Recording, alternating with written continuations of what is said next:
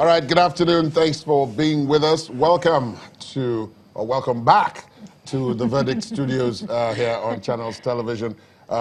We've been keeping you company all day and all night from yesterday. We'll continue to do that even as the voting across the country progresses. My name is Ladi Akeredoluale. Today, the presidential and National Assembly elections are taking place. And I'm not alone.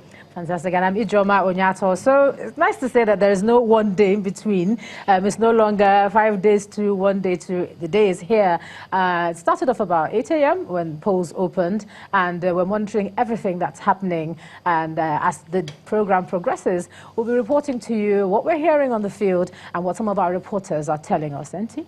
Thank you, Ajoma. I'm Neo Taigwe, and indeed it's been an exciting day. We've seen people go out, some have been stopped, but in the midst of all of that, there's been that excitement, as some of our reporters have reported in. But I also experienced a bit of it. Yeah, me too, because I was stopped as well. No, but the excitement in the atmosphere. Some people are putting it on social media. Some are even telling their stories and sending to our phones what's going on around them across the country. Some places it didn't start at 8. Some places started at 12. At 12 noon. But unfortunately, INEC has said something. The amount of time lapsed has been put back. So at whichever area where you find yourself, if you lost time because you couldn't start on time, INEC has added that time back. So the whole thing is that, the whole idea is that everybody must vote. Yeah, but then also that whole story of you not being able to move around without accreditation is so true. Because with all my badges and everything I had, I was still stopped twice. Oh, yes. Oh, yes. You know, I had to explain what I was doing on the way. Yes, and where you're going. This ties into the discussion we were having yesterday about how you can drive around. No. Even with my badges, it was like, where are you going? And I said, that's the theory of it. Yeah. I actually went out to vote. I left the studio to go vote. And then when they stopped me, said, who are you? Or, where are you going to? So I showed my work ID and I showed my PVC, and they said, where exactly are you going to? That was when I was going. So I told them where I was going to my polling unit. I went. On my way back, each one that stopped me would say, where did you vote? As in which location? So I had to tell at every point in time I voted here. So what you didn't risk saying, why are you asking? No. I've known better. What's the point? He's doing his job. Yeah. She's doing they're all doing their job. So why ask why you're asking? Just answer the question. Yeah. It's when you don't have an answer, when, as you say, when you have something to hide. That's when you go, who are you? Do you know who I am? was it deja vu for you, looking at 2015, looking at today, the whole late starts everywhere, and then the stories are beginning to come in? Truthfully speaking, I think from all the conversations we had from even Monday, after the postponement, up until yesterday, one could safely have said that, look, there will be hiccups. There would definitely be hiccups. The whole issue of starting late is dependent upon so many factors, as many of our guests said, that are not directly within the control of those who are supposed to be in charge. The issue of security, the issue of transportation, synergy between the various groups that are supposed to move together, and all of that. And that, I think, to a large extent, played out this morning. So in spite of the best intentions, and even stories you hear where there are no INEC officials in certain places. Oh yes, even up until midday. What about all the mobilization we're hearing, all the ad hoc stuff? What happened? A place like Bonny, the information I got from Bonny, my sister is in Bonny and tells me that they've been seated at one location at her polling unit for she got there about 6. So she's been there from 6 till now. And they were told that eventually they now told them that voting can't take place. The INEC officials, ad hoc, volunteer, everybody plus materials were locked up inside the INEC office in Bonny. According to what she says, they were told that the INEC official there is compromised, so the various parties don't want them to move out. So they're waiting, and now they're told no elections. But the question, or what bothers me, is this happens every 4 years.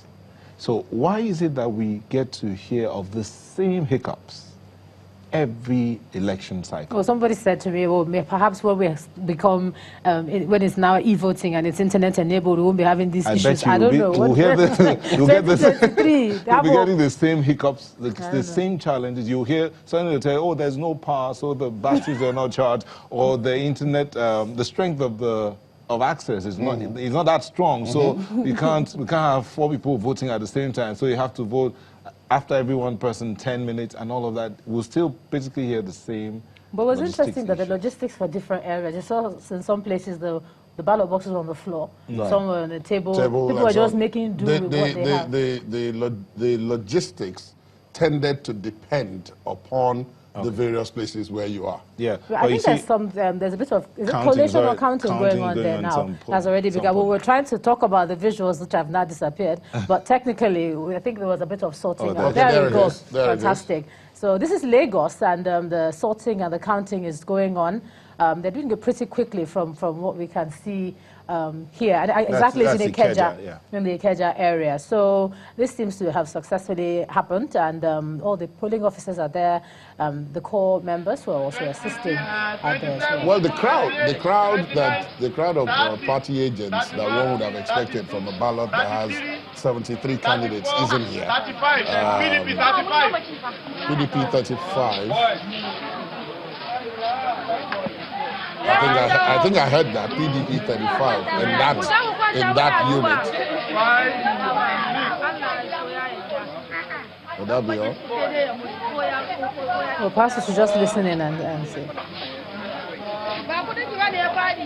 Can we listen?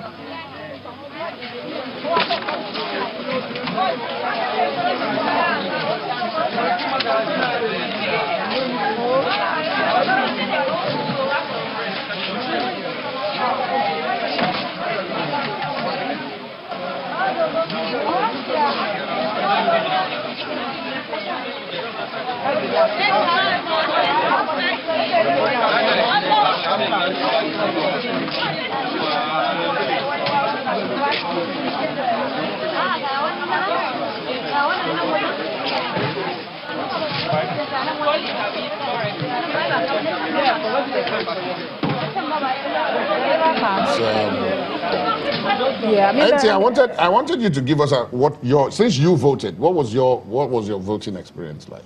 It was quite smooth. There wasn't okay when I got in. Being my neighbor. Why are you chuckling? Well, when I got in, I was thinking. No, I wasn't thinking. But when I got into the area, the first thing I saw, it was as if everybody just turned to look at me. What are you doing here? You're supposed to be in the studio. What are you doing here? So I told them, okay, I just had to come out to exercise my So you have to tell us this moment of glory that you had. Exactly. So it was like, okay. I said, okay, so I just came to vote. Okay, so go take your number. They didn't let me jump the queue. Of course. I had to Were you hoping to jump the queue? No, I wasn't hoping to. Yes, I was actually hoping. Because when I get the recognition, they was like, okay, it's you, come. No, sure. No, none of that. Go and get a number. So I went to get a number. I got 181 in terms of numbers. So while I was waiting, then one of the excos in the estate executive now went to talk to the officials. Say, okay, he has to go back to the studio. So in the end, you ended up saying, but see this, I did. No, hold on. The other side of it is that I had to practically make eye contact with everybody there. Right. After the official had come, say, okay, come, because you have to go. So they were giving you daggers in the eye? Or? So I had to officially make eye contact and apologize. Yes. To everyone on the queue before you. Everyone on the queue. But it was what would I say, surreal?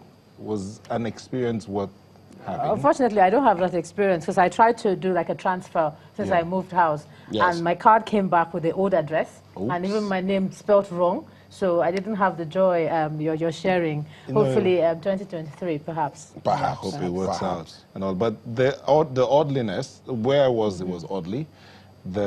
Going back to that area, through the road, I could see that the different polling units I passed through, there was some level of order. While those who are queuing, some people are gathering around, having conversations, and the children are playing football on the roads and all of that. Oh, yes, I had to pass through several stadia.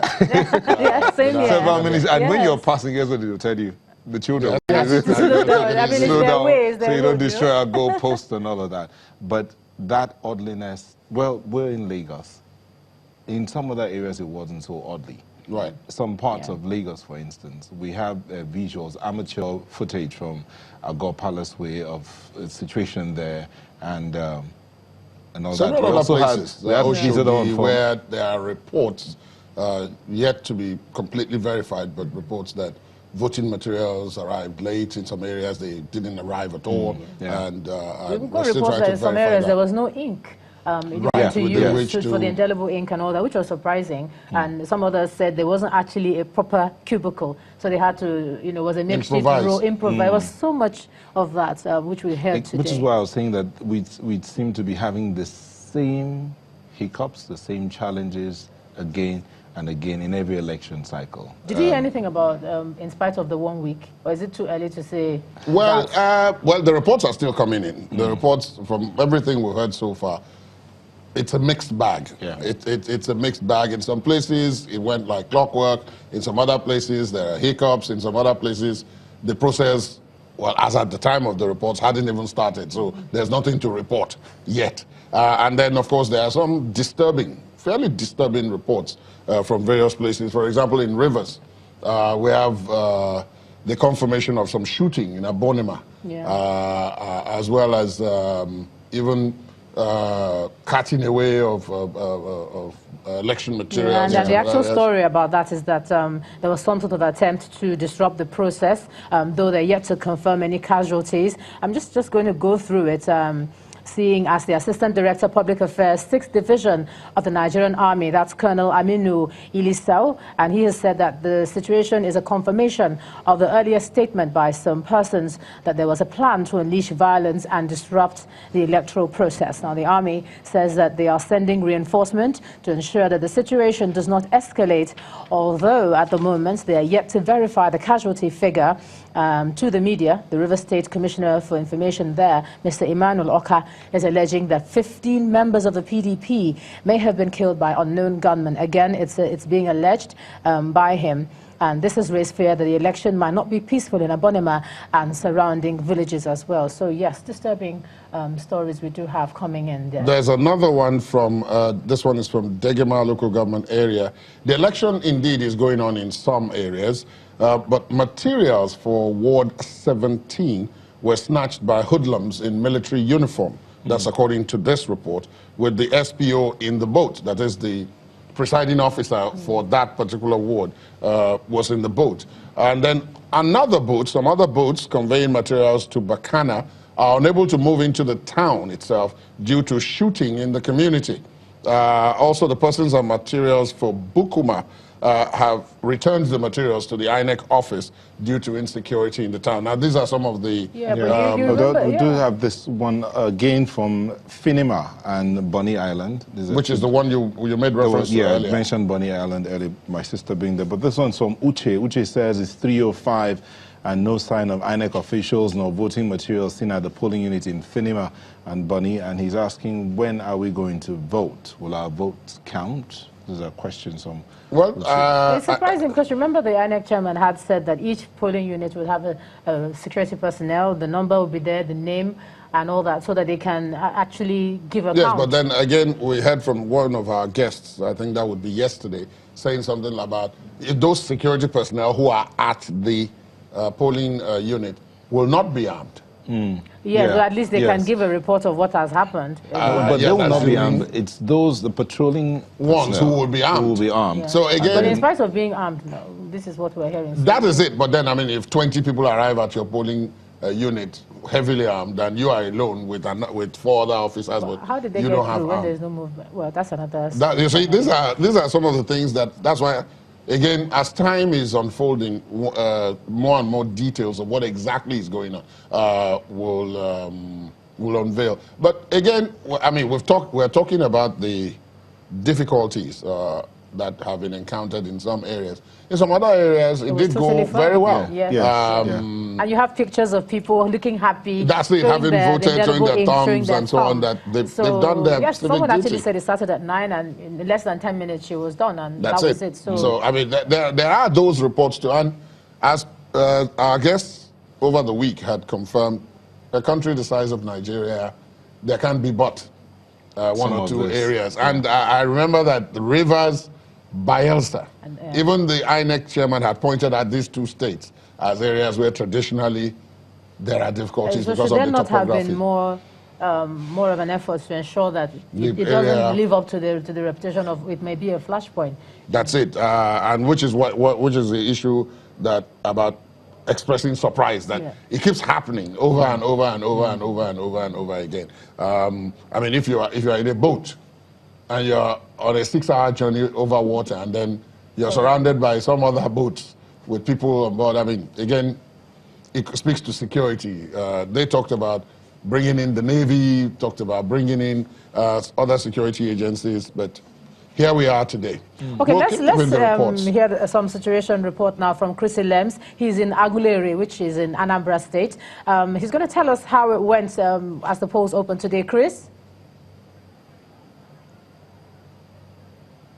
It's been a very, very sunny day right here in Anambra State with temperature towering above 32 degrees centigrade.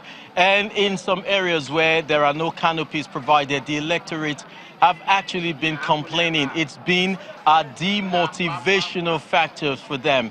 But also in some areas, I could say it's a case of different strokes for different folks. Right here in Umudun Makase, voting has been concluded, and of course counting has started. But in some other areas where I visited, a place such as Alam in Ikusigo local government area, voting actually started at about 1:30 p.m. and it was as a result of a malfunctioning capture machine. Well, they had to replace some of those machines before they started voting, and it started at about 1:30 p.m. And the people are asking, what happens to them? Because if the time isn't extended, over 600 voters in that unit would have been disenfranchised. Well, generally, the conduct has been peaceful in Anambra State. The police have also been going around. They've gone to some of those areas that were considered as flashpoints, areas as in Ajale. They've been there. They've gone to Inewi. They've been to Onitsha. They've been to Ekolobia and a lot more, just to ensure that there was peace generally, and that has been the case. But right now, just behind me, you can see voting is ongoing, and the voters, the electorate, they've actually stood by to ensure that they saw to this process. They saw to the end of this process. Well, another issue that actually came up was the issue of military presence on the road. It was very, very intense. Everywhere you went, you found military men on the road. And of course, some people felt intimidated by that. Any moment from now, we shall also get feedback from other zones all around. But right now, a bit of noise at the background as voting continues. And this ward, it appears one of the parties is actually carrying the day. They just mentioned another party, and of course, you can see the commotion at the background. But for now, everything is ongoing smoothly. Except for the weather. The sun is truly intense right here. So I think we should come back to you in the studios.